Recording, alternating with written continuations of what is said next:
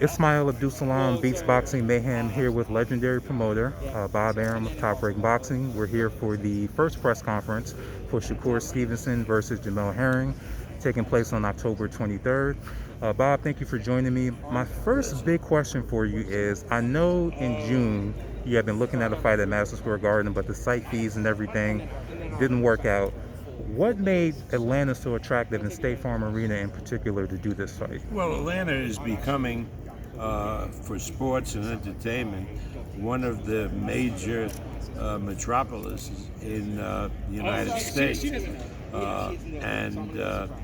Right now, doing an event in Atlanta is less costly than in Los Angeles or New York. The fan base here appears really welcome to big events and sports and music, and so I think we're going to do really well in Atlanta, and you're going to see over the years a lot more events in this area. Great to hear that. Great to hear that. Now, as far as the matchup goes, how difficult was it to make this fight, being that, we've had so many issues with big fights falling through, money issues? How was it actually getting these two guys together? Well, I don't think it was very difficult. I think what happens when you do a fight that's a major fight, the fighters want to get paid as much as possible, and so there's all these moves that are made in order to get the biggest purse possible. And we were able to meet with both sides and work out the numbers, and this will be the biggest purses that each of them has received since they turned pro. Got it. Now, because Gervonta Davis fought down here first, there's going to be a lot of comparisons, maybe unfair considering that Shakur's opponent, Jamel Herring, is tougher than the fights that Tank has had down here so far. Any concern about that as far as people comparing the ticket sales and all that? Do you think it's going to be fair to do that, being that this is Top Rank's first fight back here? No, this fight and this show stands on its own. And Gervonta Davis is an excellent fighter, and he's a very good box office attraction. But I think this fight with Shakur against Herring is probably a better match fight than any of Davis's fights here in Atlanta. Got it. Now, you've had experience with big matches with younger black fighters. I remember Mayweather-Judah, that was a big fight. Kind of similar to a degree, even though, this is a different dynamic. But we've also seen fights where it kind of doesn't work, where we had, like, let's say, Devin Alexander and Timothy Bradley. I know you didn't promote that one, but where it didn't kind of work out stylistically. Did you have any concerns about how these two match up as far as, especially considering Shakur's last fight, any trepidation as far as how they're going to match up in the ring? No, because I think this fight, Jamal, I think, learned from his last fight with Frampton that he is much better when he takes the fight to his opponent. And he demonstrated in the Frampton fight a lot more power than anybody thought he had. So I see a very aggressive Jamel Herring, and I think that Shakur is going to stand in there with him, and I look for a very exciting fight. Got it.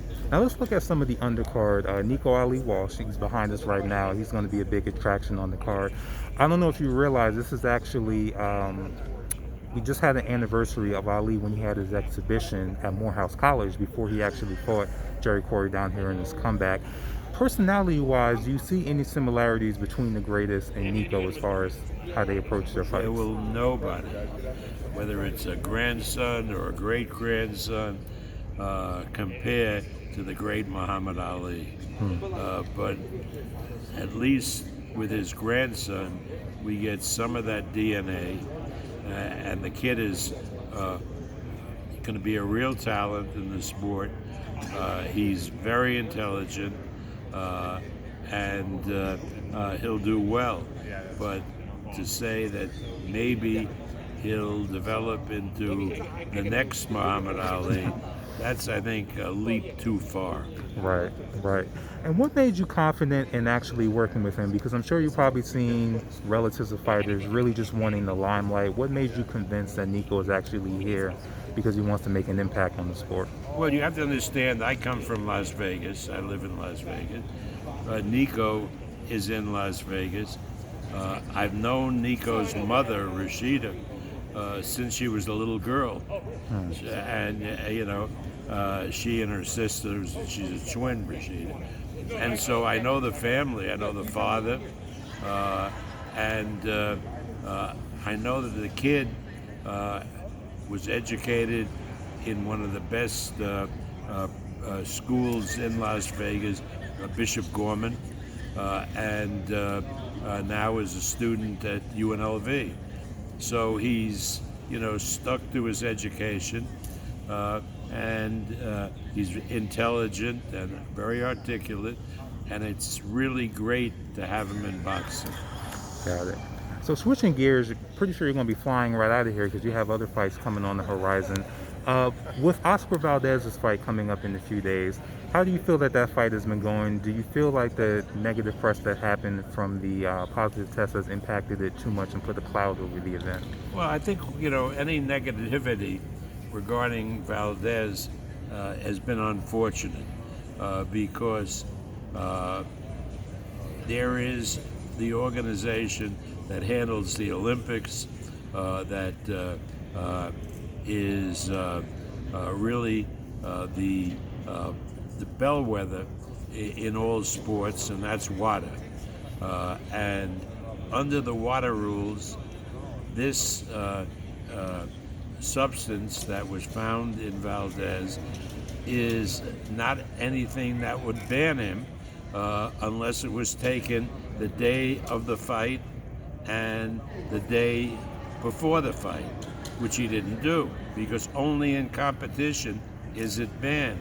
So I look at this as a big, kind of, the press made a monster story out of something that was relatively easy, because the tribe, the Piots who have jurisdiction over the fight, are part of the Association of Boxing Commissioners, and there it's clear they follow WADA.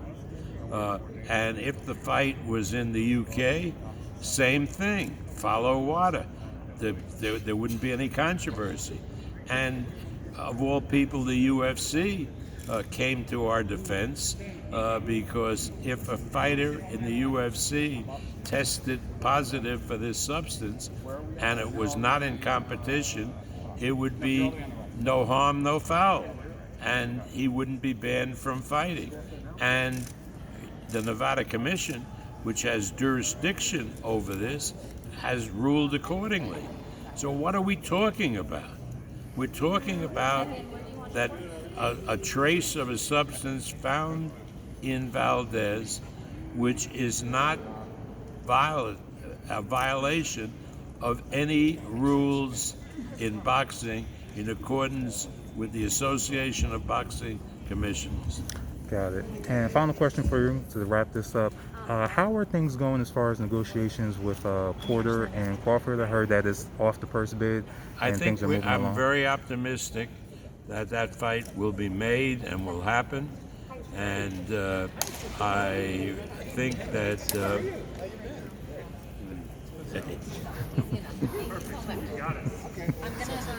I think that fight will happen, and I think it'll happen in November, and it'll be a tremendous fight.